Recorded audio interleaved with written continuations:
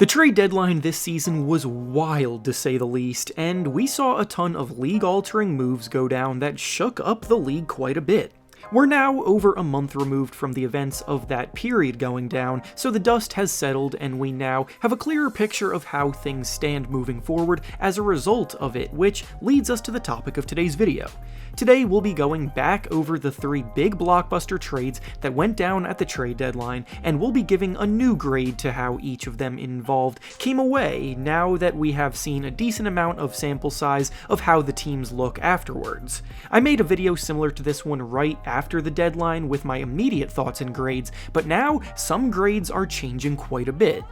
Before we start though, I want to thank Raycon for sponsoring today's video. Raycon is here to satisfy all of your audio needs, whether you're looking for a pair of everyday earbuds, low latency gaming headphones, or speakers with a battery that will last all night at your next party. Raycon's got you covered. The best part of it all is that Raycon products come in at half the price of other premium audio brands. I personally use my pair of Raycon earbuds at the gym every morning because 1, they're sweat and water resistant, 2, they're built to stay in your ear no matter how much running, jumping, or moving you do, and 3, they have a noise isolation mode that helps you block out outside noise. Ready to buy something small with a big impact? Click the link in the description box or go to buyraycon.com/hoopsreference to get 15% off your Raycon purchase. Now with that being said, let's get back to the video.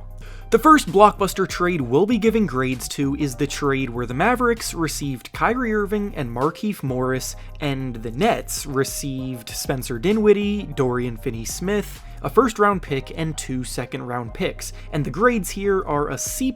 for the Mavericks and a B+ for the Nets. My first reaction at the time of the trade that it went down was, considering the circumstances, both sides came away well regarding what they needed, but now, over a month later, I've got to admit that the risk that the Mavericks took is starting to look a little bit extra risky. The Mavericks were well aware that Luka Doncic needs more help offensively if they want to actually be able to go all the way, because expecting Luka to single-handedly carry the offense every year was starting to take a toll on him, and Kyrie Irving is one of the most dynamic offensive talents in the whole league, but one of the issues is that the Mavericks were a poor defense prior to the deal, and by trading away Dorian Finney-Smith, they sacrificed even more defensive talent, which has hurt the team's overall defense even further. On the season as a whole, the defense of the Mavericks ranks 23rd in the league, which is pretty poor, and since the trade was made, they rank even lower. Since the trade was made, the team also has a losing record with just 8 wins and 9 losses.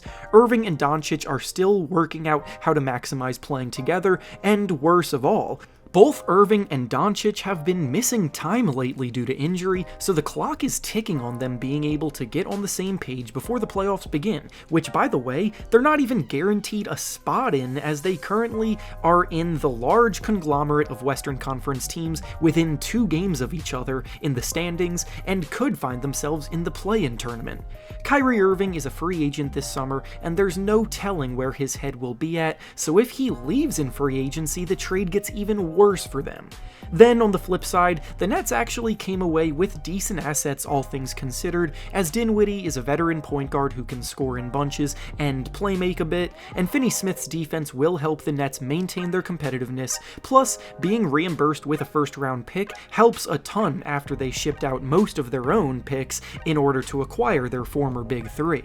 The next blockbuster trade we'll be giving grades to from the deadline is the one where the Lakers received D'Angelo Russell, Jared Vanderbilt, and Malik Beasley. The Jazz received Russell Westbrook, who got bought out, Juan Toscano-Anderson, Damian Jones, and a first-round pick, and the Timberwolves received Mike Conley, Nickeil Alexander-Walker, a second-round pick swap, and 2 second-round picks, and the grades here are a B+ for the Lakers, a B for the Jazz, and a C for the the Timberwolves. I originally gave the Lakers an A grade for this trade at the time, but in hindsight, it's still a good one for them, but not the perfect deal that it seemed like on paper. Since the trade went down, they have 10 wins and 7 losses, which is an improvement from where they were before for sure. And when you take into account the fact that LeBron James has been out injured for most of it, you can definitely see that the team is much more balanced now than they were before. D'Angelo Russell was expected to come in and fit better than Russell Westbrook,